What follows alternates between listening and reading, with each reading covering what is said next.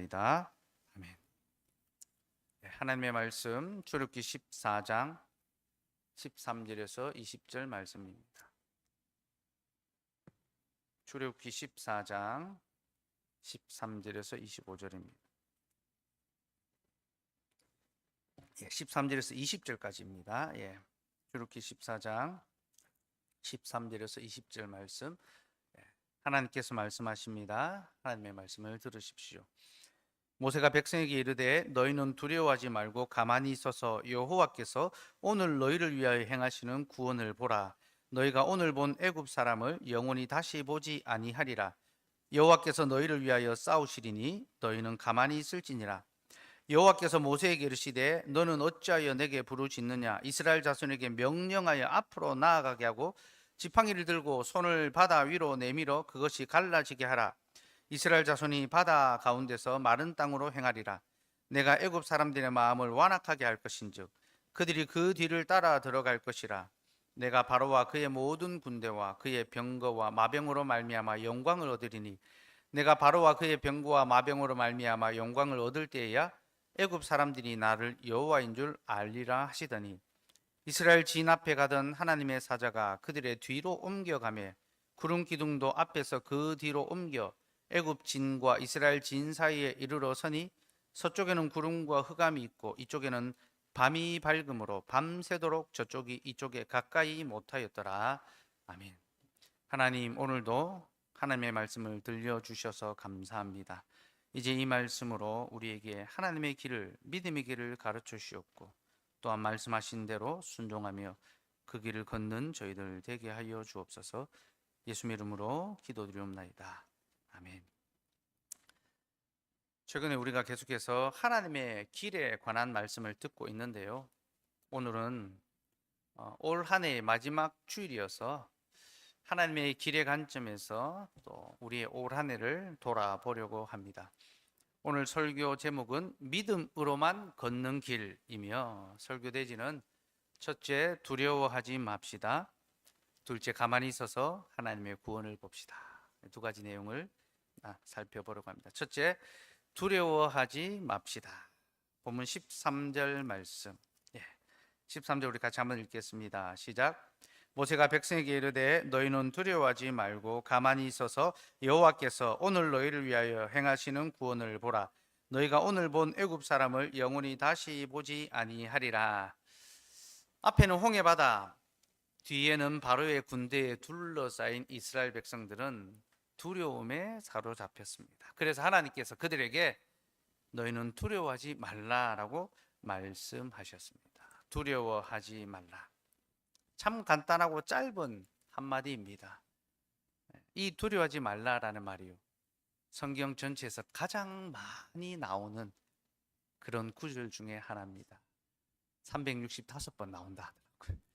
그래서 혹자는 하루에 한 번씩 되새기라고 365번 나온다는데, 저는 그런 의미보다는 그만큼 우리가 두려움 가운데 살아간다라는 것을 보여주는 그런 내용이 아닌가 싶습니다. 어쨌든 이 두려워하지 말라라는 말은요, 우리의 실존과 필요가 무엇인지를 우리에게 고스란히 보여줍니다. 곧 우리는 두려워하며 살아가는 자들이고 또 그래서 우리에게는 도움이 필요하다는 것. 우리는 두려워하는 자들이고 그런 우리에게 도움이 필요하다라는 사실, 그것이 인간에 대한 어떤 정의라는 겁니다. 제가 자주 예를 들어서 아마 알고 있는 분들이 많을 텐데요. 인도 철학에 이런 이야기가 나옵니다. 어떤 사람이 길을 가다가 사자에게 쫓기게 돼서 급하게 피했는데 낭떠러지가 있는 동굴에 피했습니다. 그래서 나뭇가지를 겨우 붙잡고 버티고 있는데 사자가 이제 자기를 잡아 먹으려고 탁 굴 앞에 이제 기다리고 있습니다. 올라가려니까 못 올라가겠습니다. 근데 팔에 힘은 점점 빠집니다. 내려가려고 보니까 그 굴이 독사굴이었습니다. 밑에 독사들이 바글바글한 겁니다. 그래서 내려가지도 못하고 있는 겁니다. 그렇게 올라가지도 내려가지도 못하는 사면초가에 빠진 가운데 이 사람이 나뭇가지를 붙잡고 있는데 자기 얼굴에 뭔가 똑똑 떨어지고 있는 거예요. 가만히 보니까 나뭇가지 끝에 벌집이 있는데 그 벌집에서 꿀이 이제 자기 얼굴에 떨어지는 겁니다. 근데 이 꿀이 자기 입에 딱 떨어지면 좋겠는데 자꾸 얼굴 다른 데 떨어져 가지고 이 꿀을 이제 받아 먹으려고 막 얼굴을 막 돌려서 입으로 막 그걸 갖다 대려고 하고 있다는 겁니다. 이게 인생의 실존이라. 이 땅을 살아가는 인생의 실존. 앞에는 사자가 있고 뒤에는 독사가 있는데 그 위험과 위기로부터 벗어날 방법은 없고 그저 하루하루 떨어지는 꿀을 먹고 사는 것. 꿀을 빨고 살고 싶어. 조금 더 편하게, 조금 더 즐겁게, 조금 더 좋게 살고 싶다. 그게 인생의 실질이고 본질이라는 겁니다. 제가 이 이야기를 보면서 참 인간의 실존에 대한 너무나 정확하고 대단한 통찰이다. 인간은 사방으로 자신이 해결할 수 없는 문제에 둘러싸여 있지만 그걸 까마득하게 잊어버리고 매일매일 그저 조금 더 단 거를 먹고 꿀을 먹고 살아가고 싶은 거. 그게 인생의 실존이라는 거죠. 그럼 철학은 통찰력이 있습니다. 인간의 삶을 잘 관찰해서 인간의 실존이 무엇인지를 우리에게 가르쳐 줍니다. 그러나 여러분 동시에 철학에는 한계가 있습니다. 철학은 인간의 삶을 관찰할 수는 있지만 그 문제를 해결할 수는 없습니다. 사람이 갖고 있는 문제가 무엇인지는 보여줄 수 있지만 그 문제에 대한 답을 줄 수는 없다는 겁니다. 이것이 철학이 정의하는 인간의 이 실질입니다. 그래서 철학은 Who am I? 내가 누군가? 끊임없이 자기 자신에 대해서 질문을 던집니다. 곧 인간이 할 수 있는 것은 질문이라는 거죠. 답을 할 수 없는 것. 그게 인간의 한계라는 거죠. 여러분 인간은요. 질문은 할 수 있지만 답은 할 수 없는 존재. 그게 인간입니다. 그러면 누가 답을 할 수 있습니까? AI가 합니까? 요즘은 AI가 답을 하더라고요. AI가 공부하고 AI가 상담하고 AI가 설교도 하고 막 다 그러더라고요. 여러분 이 설교는 AI가 작성한 설교가 아닙니다. 말씀과 기도로 성령 가운데 준비했습니다. 여러분 AI가 답을 하는 것이 아니라 하나님께서 답을 하십니다.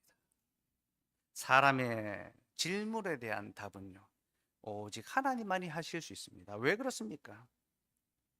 그가 우리를 지으셨고 그가 우리를 인도하시기 때문입니다. 그래서 하나님만이 우리에게 답을 하실 수 있으며 우리는 우리의 길을 가며 항상 하나님께 질문해야 합니다. 11절 말씀 같이 읽읍시다. 시작. 그들이 또 모세에게 이르되 애굽에 매장지가 없어서 당신 우리를 이끌어내어 이 광야에서 죽게 하느냐? 어찌하여 당신이 우리를 애굽에서 이끌어내어 우리에게 이같이 하느냐? 이스라엘 백성들이 모세에게 물었습니다. 대단히 공격적인 질문이라기라 보기에는 뭐 거의 폭동에 가깝죠. 어쨌든 그들은 물었습니다. 우리를 어찌하려고 이 길로 인도했느냐? 당신의 답이 뭐냐? 당신의 대책이 뭐냐? 이스라엘 백성들은 막다른 길에서 질문했습니다. 자기가 풀지 못하는 그 삶의 문제 앞에서 질문을 던졌습니다. 그러자 하나님께서 그들의 질문에 답을 하십니다. 다시 13절 말씀 읽읍시다. 시작. 모세가 백성에게 이르되 너희는 두려워하지 말고 가만히 서서 여호와께서 오늘 너희를 위하여 행하시는 구원을 보라. 너희가 오늘 본 애굽 사람을 영원히 다시 보지 아니하리라. 하나님의 답이 무엇입니까? 두려워하지 말고 하나님이 행하시는 구원을 보라는 것입니다. 너희는 두려워하지 말고 내가 너희를 위하여 행하는 그 구원을 보라. 여러분 이 말 안에는요 우리가 우리의 현실의 문제를 보는 것이 아니라 하나님의 구속 사역을 볼 때 비로소 우리 안에 두려움의 문제가 극복될 수 있다라는 그런 교훈을 줍니다. 곧 우리가 마음의 어떤 신념, 확신, 자기 체면, 내가 두려워하지 말자 이건 아무것도 아니다. 그렇게 자기 체면을 함으로써 두려움을 극복하는 것이 아니라 내 바깥에 나를 위하여 행하신 하나님의 구속사예요. 곧 자기를 들여다보고 자기의 형편과 자기가 할 수 있는 것을 바라보는 것이 아니라 자기 바깥에 하나님께서 행하신 그 구속사역을 바라볼 때 그때 비로소 두려움의 문제를 극복할 수 있다라는 겁니다. 사랑하는 여러분, 우리는 우리의 현실의 문제를 바라보는 것이 아니라 우리 바깥에 있는 하나님의 구속사역을 바라보아야 하고, 바로 그때 우리는 두려움의 문제를 극복할 수 있습니다. 왜 그런지 압니까? 여러분, 현실의 문제는요, 우리를 두렵게 하는 것들이 많습니다. 가난과 질병과 어려움은요, 실제로 우리를 두렵게 만듭니다. 그런데 여러분, 이 모든 것들은요, 두려움의 본질적인 문제는 아닙니다. 우리를 두렵게는 하지만 본질적인 두려움의 문제는 아닙니다. 여러분, 이스라엘 백성들이 지금 두려워하고 있는 것이 무엇입니까? 그들이 홍해 바다를 두려워합니까? 아니면 바로의 군대를 두려워합니까? 둘 다 맞는 것처럼 보입니다. 바다도 두렵고 군대도 두려워 보입니다. 그러나 여러분, 사실은 둘 다 아닙니다. 홍해 바다와 바로의 군대는 이스라엘 백성들이 직면하고 있는 현실의 문제일 뿐이지 그것은 두려움의 본질적인 문제는 아닙니다. 그러면 그들이 두려워하는 그 본질적인 문제가 뭘까요? 바로 죽음입니다. 11절을 보면요, 이스라엘 백성들이 우리를 이같이 이 광야에서 죽게 하느냐. 그들이 두려워하고 있는 문제는 죽음의 문제였습니다.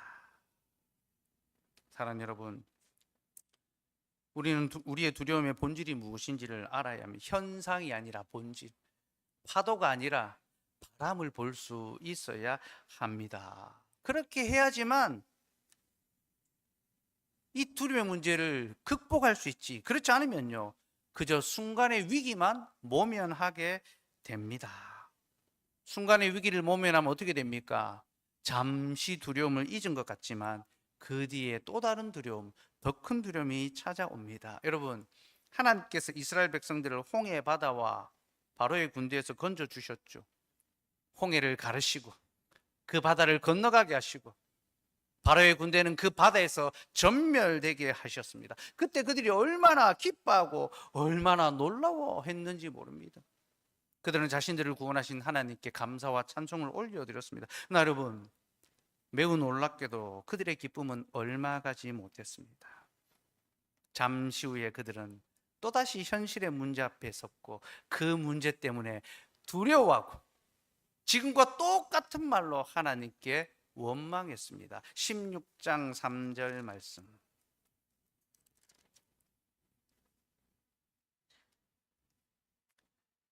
같이 읽읍시다. 시작. 이스라엘 자손이 그들에게 이르되 우리가 애굽 땅에서 고기 가마 곁에 앉아 있던 때와 떡을 배불리 먹었던 때에 여호와의 손에 죽었다면 좋았을 것을 너희가 이 광야로 우리를 인도해내어 이 온 회중이 줄여 죽게 하는도다. 기가 막히죠, 그죠? 홍해의 바다를, 바로의 군대로부터 그들을 구원해 주셨는데 며칠 먹을 것이 없자, 마실 물이 없자 그들이 어떻게 합니까? 차라리 애굽의 그 고기 가마 곁에서 떡을 먹고 있을 때 죽었으면 좋았을 텐데 이 광야에서 우리를 굶어 죽게 하려느냐. 사랑하는 여러분, 하나님께서는 그들을 큰 두려움에서 건져 주셨지만 그들은 여전히 두려움에 사로잡혀 살아가고 있습니다. 여러분, 지금 당장의 눈앞의 문제가 해결된다고 해서 우리의 두려움이 사라지는 것이 아님을 알아야 합니다. 경제적인 결핍과 건강의 위기, 가정의 문제와 관계의 어려움, 실직하는 것과 이직하는 것의 두려움, 이 모든 것들이 우리를 두렵게 하고 힘들게 합니다. 그러나 여러분, 이것이 우리의 두려움의 근본적인 문제는 아니라는 것을 아시기 바랍니다. 그러니 여러분, 복음을 겨우 이런 것들을 해결하는 싸구려 복음으로 만들지 마십시오. 그저 내가 인생이 좀 잘 되고 내가 조금 더 건강해지고 우리 자녀가 좀 더 좋은 학교 들어가고 내가 좀 더 좋은 직장 더 빨리 승진하고 내가 좀 더 좋은 환경에 살게 되고 이런 것들이 있어야 하나님의 은혜라고 착각하지 맙시다. 우리 하나님께서 겨우 이런 것들을 해결해 주시기 위하여 십자가에 죽은 것이 아니지 않습니까? 우리 주님은 우리가 갖고 있는 두려움의 그 본질적인 문제를 해결해 주시기 위하여, 그래서 우리가 정말로 매여 있는 그 죄와 사망의 그 두려움, 당장 먹고 사는 것이 해결되어도 남들보다 더 좋은 삶을 살아간다 하더라도 우리 마음속에 있는 그 죄와 죽음에 대한 두려움으로부터 우리를 자유케 하시고, 우리를 안전하게 하시고, 우리를 건지시기 위하여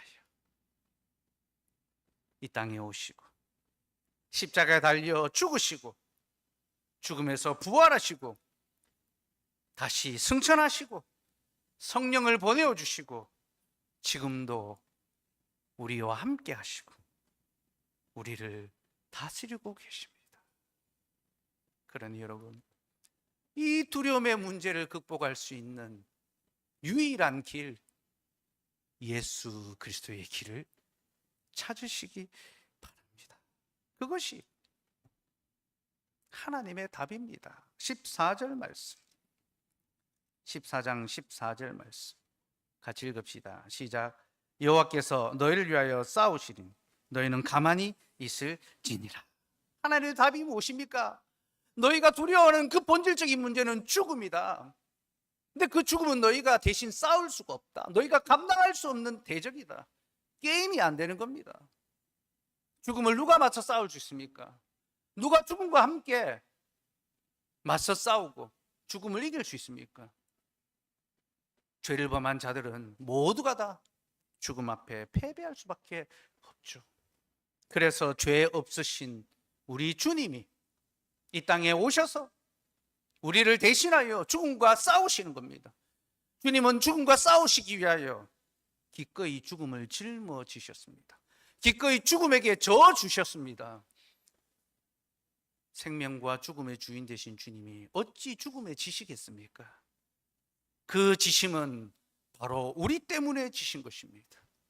곧 아버지가 어린 자녀와 씨름하며 져주는 것처럼 우리 하나님께서 우리 때문에 사망의 종이 되고 사망의 저주를 받으시고 죽음에 넘겨지셨습니다. 그렇게 주님은 죽음으로써 그 죽음을 이기시고 이제 우리에게 영원한 생명을 나누어 주십니다. 사망아 너의 쏘는 것이 무엇이냐? 모든 것을 집어삼키고 독화살처럼 쏘아대는 그 사망을 우리 주님께서 이기셨습니다. 그리고 그리스도 예수 안에서 우리에게 승리를 주셨습니다.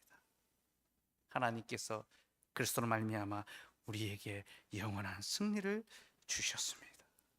그렇게 그리스도께서는 죽음을 이기시고 우리에게 영원한 승리를 주셨고, 이제 누구든지 그리스도 예수 안에 있는 자에게는 결코 두려움이 없이 참된 위로와 확신과 소망 가운데 살아갈 수 있게 해 주십니다. 하이델베르크 여름문답 1문답 같이 문답합시다. 살아서나 죽어서나 당신의 유일한 위로는 무엇입니까? 살아서나 죽어서나 나는 나의 것이 아니요 몸도 영혼도 나의 신실하신 구주 예수 그리스도의 것입니다. 살아서나 죽어서나 나의 유일한 위로, 나의 유일한 소망은 나의 몸과 영혼이 나의 것이 아니라 나의 신실하신 구주 예수 그리스도의 것입니다. 성탄절에 주일학교 발표하면서 예훈이가 고백문을 발표했는데 참 고백문 참 좋은 것 같더라고요. 내년에도 우리 성도들이 또 다 좀 가정별로 대표들이 한번 했으면 좋겠다 싶은데, 그 전날에 그 고백문 보고 엄마는 벌써 눈물바다가 돼가지고 고백문 영상을 또 계속 리플레이하면서 듣고 또 듣고 그 엄마입니다. 저는 뭐 계속 듣지는 않는데, 근데 그 고백문 가운데 살아서나 죽어서나 당신의 유일한 이유는 무엇입니까? 이것이 그저 자신의 시험에 관한 문제가 아니라 자기의 그 영혼 하나님의 구원에 관한 문제라는 것을 깨닫게 되었다.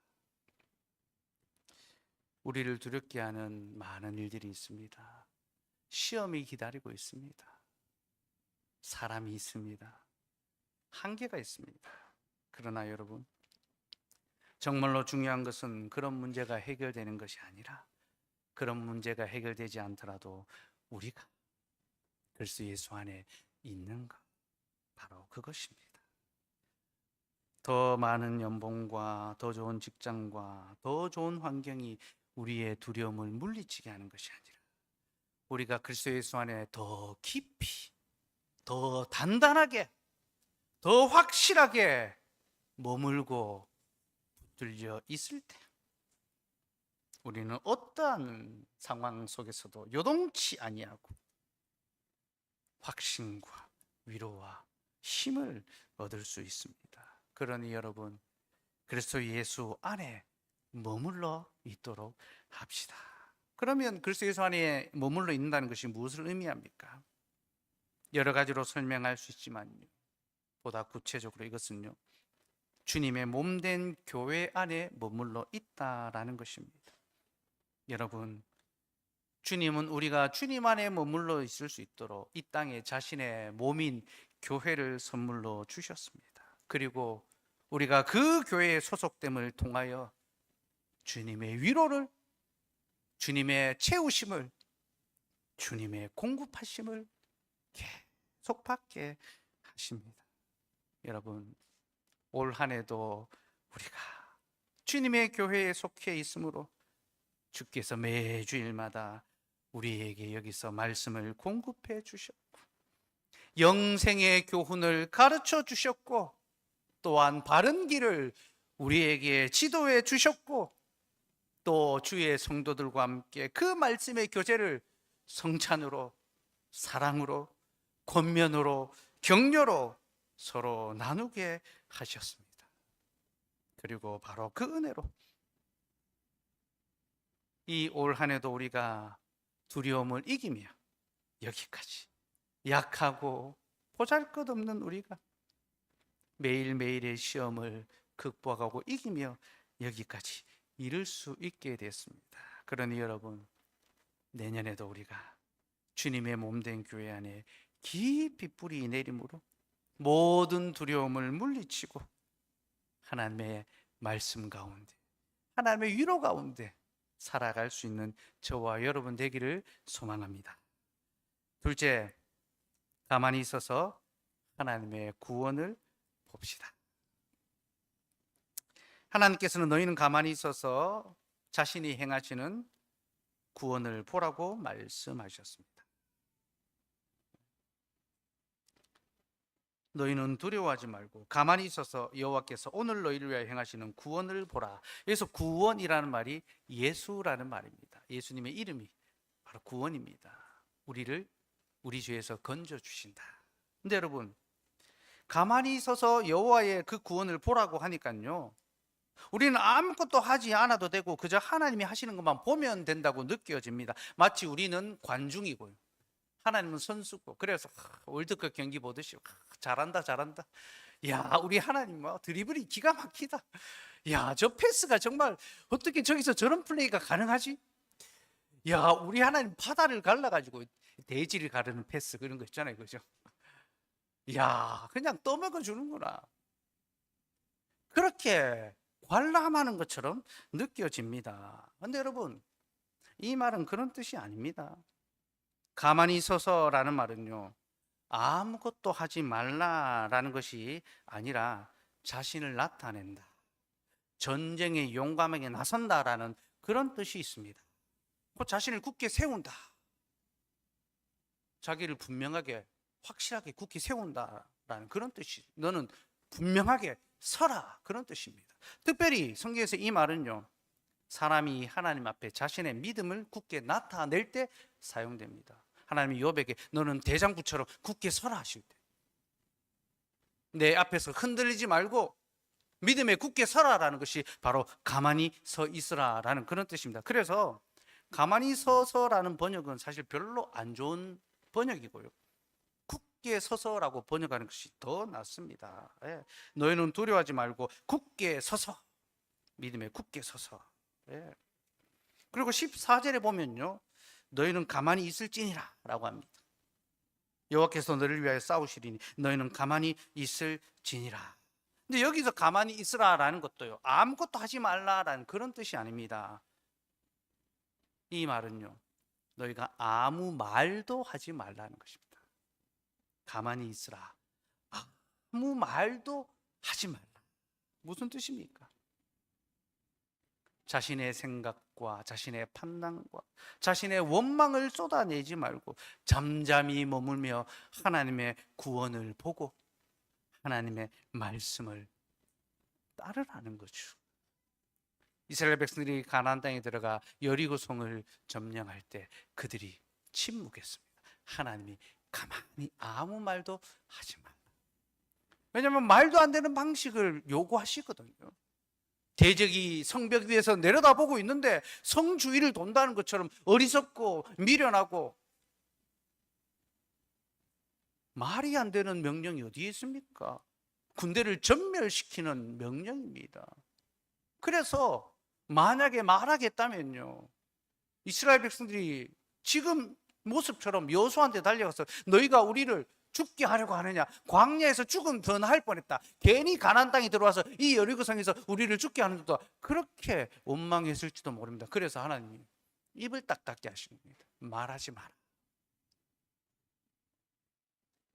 가만히 있으라는 것이 바로 그런 뜻입니다. 너희는 잠잠히 아무 말도 내지 말고 가만히 있으라. 그리고 이 말씀은요, 바로 그 뒤에 나오는 15절 16절에 나오는 말씀과 연결해서 이해해야 됩니다. 15절 16절 읽읍시다. 시작. 여호와께서 모세에게 이르시되 넌 어찌하여 내게 부르짖느냐? 이스라엘 자손에게 명령하여 앞으로 나아가게 하고 지팡이를 들고 손을 바다 위로 내밀어 그것이 갈라지게 하라. 이스라엘 자손이 바다 가운데서 마른 땅으로 행하리라. 하나님 모세에게 너는 나한테 말하지 마라, 앞으로 나아가, 그런 뜻입니다. 잠잠히 아무 말하지 말고 토달지 말고 앞으로 나아가라. 하나님께서는 이스라엘 백성들에게 말하지 말고 순종하며 행하라고 하셨습니다. 그리고 모세로 하여금 지팡이를 내밀어 바다가 갈라지게 하셨습니다. 그리고 그 바다 가운데로 그들을 들어가게 하셨습니다. 마른 땅처럼 행하게 하셨죠. 근데 여러분, 여기서 우리는요, 지금 이스라엘 백성들이 바다가 갈라지고 난 다음에 들어갔는지 아니면 그들이 들어간 후에 바다가 갈라졌는지 그 순서를 좀 주목해 볼 필요가 있습니다. 여러분, 뭐가 먼저일까요? 바다가 갈라진 게 먼저일까요? 아니면 이스라엘 백성들이 들어간 게 먼저일까요? 닭이 먼저인지 알이 먼저인지, 제 대답은 잘 모르겠다라는 겁니다. 잘 모르겠습니다. 나중에 이스라엘 백성들이 가나안 땅에 들어갈 때 요단강을 건너죠. 그때는 분명히 발이 먼저 들어갔습니다. 제사장들의 발이 물 속에 들어가니까 물이 멈춰 섰습니다. 근데 여기서는 잘 모르겠어요. 근데 바다가 갈라진 다음에 이스라엘 백성들이 들어갔다고 보는 것이 자연스러울 것 같습니다. 근데 여러분, 잘 모르는 거 말고 분명하게 알 수 있는 것이 두 가지 있습니다. 첫째는요, 명령이 먼저 있었다는 겁니다. 하나님께 먼저 명령하셨습니다. 들어가라. 그리고 둘째는요, 이스라엘 백성들이 믿음으로 그 명령에 순종했다라는 겁니다. 하나님께서 바다로 들어가라 라고 명령하실 때 그들이 그 명령에 순종했다는 거죠. 우리는 이 장면을 성경의 다른 본문을 통하여 더 선명하게 이해할 수 있습니다. 히브리서 11장 29절입니다. 동일한 사건을 성경은 이렇게 우리에게 소개합니다. 같이 읽읍시다. 시작. 믿음으로 그들은 홍해를 육지같이 건넜으나 애굽 사람들은 이것을 시험하다가 빠져 죽었으며. 여러분, 성경이 지금 이스라엘 백성들이 홍해 바다를 건너가는 것을 무엇으로 표현합니까? 믿음이라고 표현합니다. 그들은 믿음으로 홍해를 육지같이 건너갔습니다. 믿음. 여러분, 믿음이 무엇입니까? 믿음은 하나님의 약속의 말씀을 굳게 신뢰하는 겁니다. 지금 내 상황은 도저히 이루어지지 않을 것 같은 아브라함이 100세가 이르러 자기 몸에 죽은 것을 알면서도, 자기 아내의 태가 다친 것을 알면서도 믿음으로 하나님의 자녀를 주실 것을 기다렸던 것. 그게 바로 믿음이죠. 여러분, 이스라엘 백성들이 바다가 갈라진 것을 보고 그리로 들어갔다 하더라도 그들은 그 전에 하나님의 말씀을 믿었습니다. 들어가라 할 때, 지팡이를 내밀 때 하나님의 구속 역사가 일어날 것을 믿었던 것이고, 그 믿음으로 그들은 홍해의 바다를 건너갔습니다. 사랑하는 여러분, 하나님의 길은 오직 믿음으로만 갈 수 있습니다. 그 믿음은 주께서 말씀하시는 것 앞에 자신의 생각과 감정과 판단은 다 내려놓고, 하나님 이거 안 됩니다, 하나님 이거 해봤습니다, 하나님 이렇게 방법이 없습니다, 그렇게 판단하고 자기 감정을, 자기 경험을 읊어대는 것이 아니라, 나는 따를 수 없지만 주님이 말씀하신 내가 순종하나이다. 내 경험, 내 상식, 지금 내 형편으로는 따를 수 없지만 주의 말씀이오니 내가 따르겠나이다. 여러분, 그것이 바로 믿음입니다. 곧 바다가 갈라졌든지 갈라지지 않았든지 하나님께서 들어가라고 하면 들어가는 것이 바로 믿음이지요.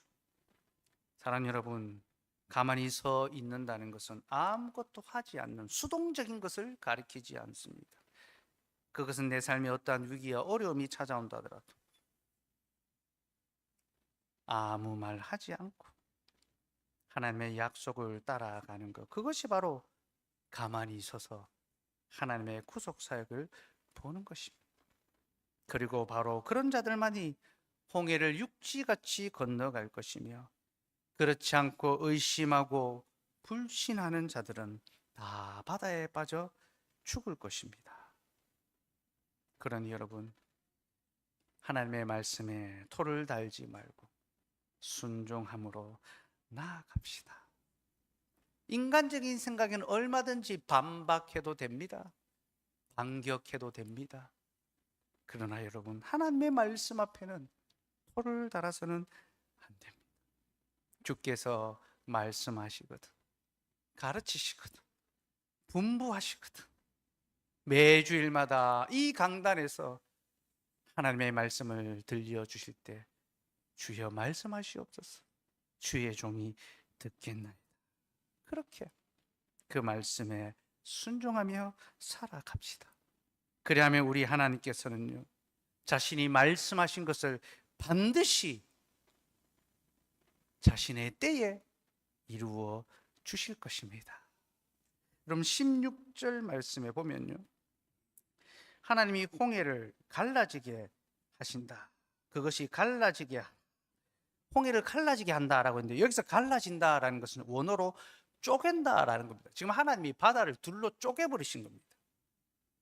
근데 여러분, 이 쪼갠다라는 말은요, 언약적인 표현입니다. 언약적인 표현입니다. 언제 쪼갠다는 것이 가장 먼저 나옵니까? 창세기 12장에서 아브라함이 하나님과 언약을 맺을 때, 하나님이 아브라함과 언약을 맺을 때 그 고기를 쪼개게 하셨습니다. 소와 양과 염소를 쪼개게 하셨죠. 우리 하나님께서 지금 그와 같이 홍해 바다를 쪼개셨습니다. 이것이 언약적인 행위, 곧 자신의 약속을 믿는 자들에게 베푸시는 언약적인 구원 사역임을 보여줍니다. 근데 여러분, 그렇게 하나님이 아브라함과 언약을 맺을 때 그 쪼갠 고기 사이를 하나님이 횃불로 지나가셨죠. 타는 횃불, 연기 나는 횃불로 지나가셨습니다. 이 행동은 하나님께서 자신의 언약의 보증이 되신다는 것과 또 하나님께서 자기 백성의 길에 함께 하시겠다는 걸 보여주는 약속의 표입니다.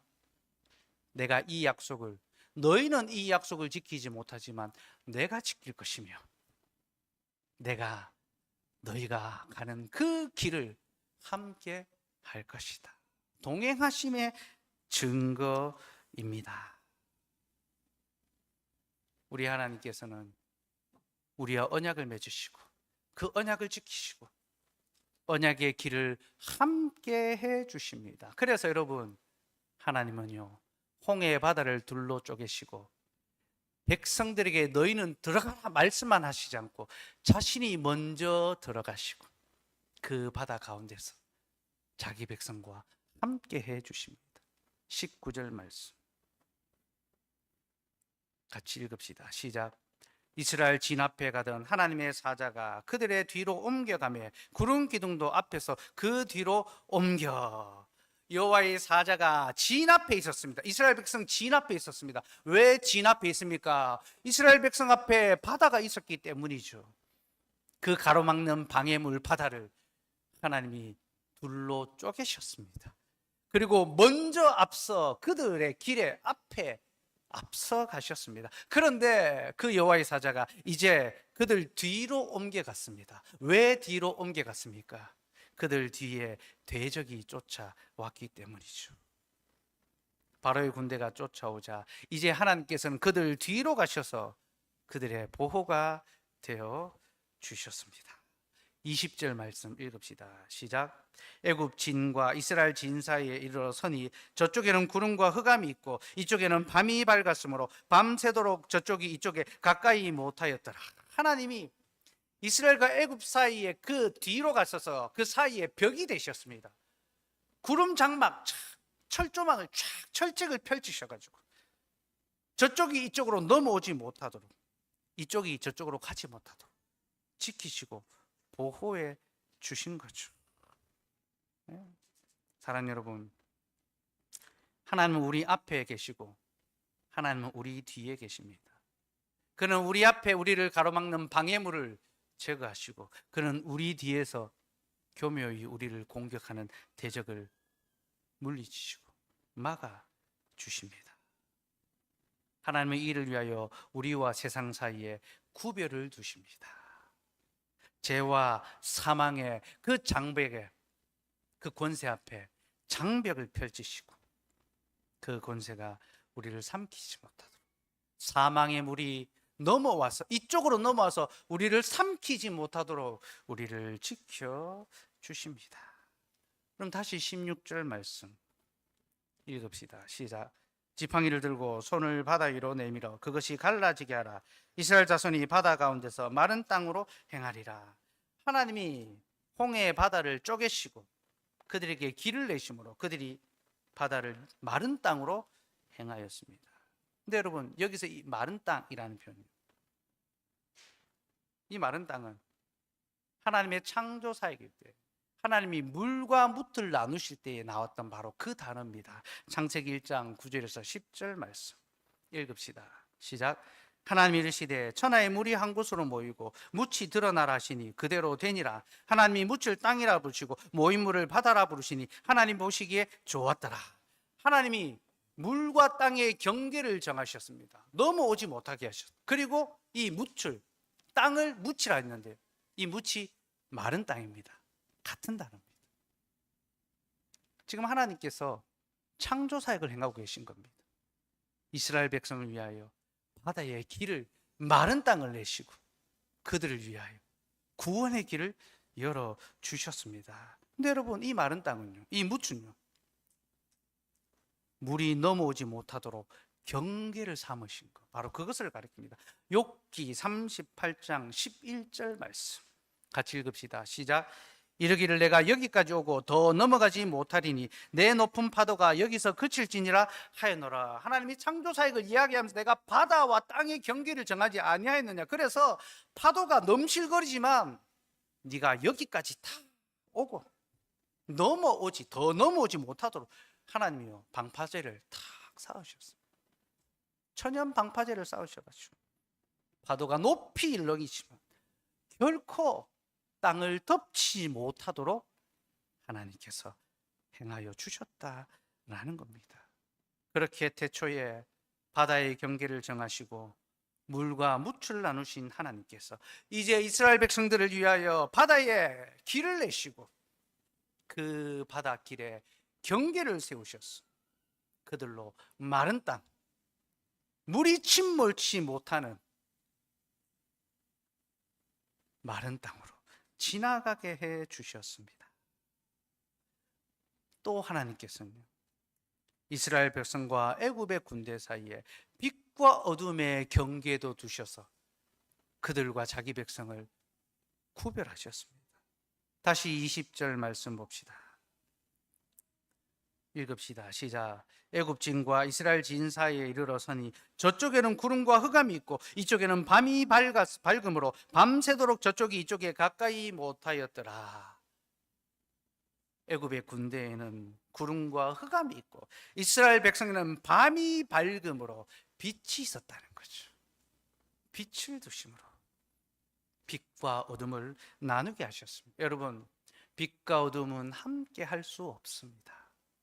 주님은 어두운 가운데 거하던 우리를 빛으로 불러주시고 다시 어두운 가운데 살아가지 않도록 죄와 사망의 어둠이 우리를 삼키려고 집체 같은 파도를 일으켜 우리를 위축되게 하고 우리를 두렵게 하고 우리를 공격하지만 하나님은 그 은혜의 경계를 펼쳐두시고 결코 그 파도, 물이 우리를 침몰치 못하고 불이 우리를 사르지 못하도록 우리를 지켜주시며 우리가 잘못된 길로 빠지고 실족하지 않도록 항상 빛으로 우리의 걸음을 인도하시고 이끌어 가시는 그것이 바로 하나님의 약속의 은혜입니다. 그 하나님께서 올 한 해도 우리를 여기까지 지키시고 붙드시고 인도하셨습니다. 하나님께서는 우리를 하나님이 계신 곳으로 인도해 주시고 빛 가운데 우리를 살게 하셨습니다. 곧 어두움을 사랑하고 어둠 가운데 있기를 좋아하던 우리를 빛으로 불러주셨습니다. 말씀의 빛으로 부르시고 거룩의 빛으로 부르시고 교회의 빛으로 부르셨어. 매주일마다 이 자리에서 우리를 초대하는 인사를 건네주셨습니다. 수고하고 무거운 짐진 자들아 내게로 오라. 내가 너희를 쉬게 하리라. 주님은 우리가 세상의 문제로 얼마나 두려워하고 현실의 문제로 얼마나 허덕이는지를 잘 알고 계십니다. 그리고 이 자리에서 우리가 정말로 두려워하고 있는 것이 그런 현실의 문제가 아니라 본질의 문제, 죄와 사망의 죽음의 문제라는 것을 알려주시고 우리에게 하나님이 대신 싸우시는 것을 바라보게 하십니다. 그래서 예수께서 우리를 대신하여 죄와 사망과 싸우시고 우리에게 영원한 승리를 주셨다는 것을 듣게 하시고 보게 하시고 또 우리로 그 말씀 가운데 굳게 서게 하십니다. 그 말씀을 의지함으로 앞으로 나아가라 하십니다. 바다가 갈라지지 않았지만 형편이 달라지지 않았지만 믿음으로 홍해를 마른 땅처럼 육지처럼 걸어갑시다. 올해도 우리를 그렇게 지키셨으니 내년에도 능히 그렇게 지키실 것입니다. 여러분 개인의 삶을 올 한 해의 삶을 돌아보시면 좋겠고요. 저는 저희 교회의 한 해의 삶을 잠시 회고하려고 합니다. 여러분 1년 전 이맘때 우리는 예배당 이전을 앞두고 기대와 함께 두려움이 있었습니다. 과연 우리가 필요한 경비를 다 채울 수 있을까? 14억의 예배당을 구입하면서 9억은 대출을 받았고 3억은 우리가 헌금하고 마련한 것으로 갖추었습니다. 2억이 부족했습니다. 그 부족한 2억을 1억은 추후 상환하겠다고 2년 동안 5천만 원씩 갚겠다고 말씀드렸고 남은 1억은 우리가 한 주 헌금하고 채우기를 소망했습니다. 물론 금액은 제가 따로 말씀 안 드렸었습니다. 그러나 저는 그 1억이 채워지지 않으면 하나님이 우리에게 이 공간을 허락하지 않으시겠다 생각하고 다른 길을 주시겠구나 그렇게 생각했습니다. 그런데 다 1년 전에 우리가 함께 마음을 모아 연보하고 그날 오후에 얼마가 헌금됐는지 금액을 발표하는데 그때 우리가 얼마나 기뻐하고 감사하고 놀라고 진짜 하나님의 일하심이 있구나. 주께서 우리의 길을 이렇게 이끌어 가시구나 확신했었지 않습니까? 너무나 놀랍게도 정확하게 1억을 채워 주셨습니다. 그렇게 새로운 예배당에 와서 좋지만 또 부족함이 있는 가운데 또 두려운 가운데 한 해를 보냈습니다. 새롭게 예배당을 옮기니까 들어가는 경비가 생각지도 못하게 많이 있더라고요. 여러 가지 경비를 또 지불하면서 과연 한 해를 잘 살 수 있을까 그런 마음이 있었습니다. 근데 한 해를 마무리하면서 우리가 상환하기로 했던 5천만 원 이자까지 해서 5,300만 원 상환하고 그리고 하나님이 우리를 한 해 동안 또 먹고 살 수 있도록 우리를 보존해 주셨습니다. 저는 이것이 그저 당연한 그런 과정이 아니라고 생각을 합니다. 우리 하나님께서 우리의 길에 함께 하시고 우리의 삶을 붙드시고 우리의 교회를 보존해 주신 하나님의 구원의 역사라고 생각합니다. 어디 이뿐입니까? 올해 하나님께서 우리 가운데 4명의 언약의 자녀들에게 세례를 베풀게 하시고 1명의 성인에게 세례를 베풀게 하셨습니다. 4명이 입교했고 2명의 청년과 또 4가정이 등록하게 하셨습니다. 또 여러 많은 청년들, 대학생들을 생각지도 못하게 보내어 주시고 예배하게 하시고 또 하나님을 알고 믿기를 소망하며 꾸준히 예배에 참석하는 이들을 보내어 주셨습니다. 여러분, 이것은 결코 작은 일이 아닙니다. 이것은 말씀과 함께하는 자들에게 하나님께서 그 모든 필요를 채워 주신다는 약속의 증거입니다. 하나님께서 우리를 물 앞으로 인도하셨지만 하나님은 그 물을 가르시고 우리를 마른 땅같이 그 길을 건너가게 하십니다. 그 하나님께서 2025년도 인도하셨고 새롭게 다가오는 2026년 우리에게 또 다른 어려움과 두려움과 걱정이 있겠지만 여러분 걱정하지 마십시오. 두려워하지 마십시오. 우리를 죄와 사망의 그 모든 두려움에서 건지신 주님은 다른 모든 지나가는 일상의 두려움은 넉넉히 이기도록 힘을 주실 것입니다. 그러니 주님의 교회로 함께 모여 함께 지어져 가고 주님의 길을 믿음으로만 걸어가는 저와 여러분 되기를 소망합니다. 기도하겠습니다.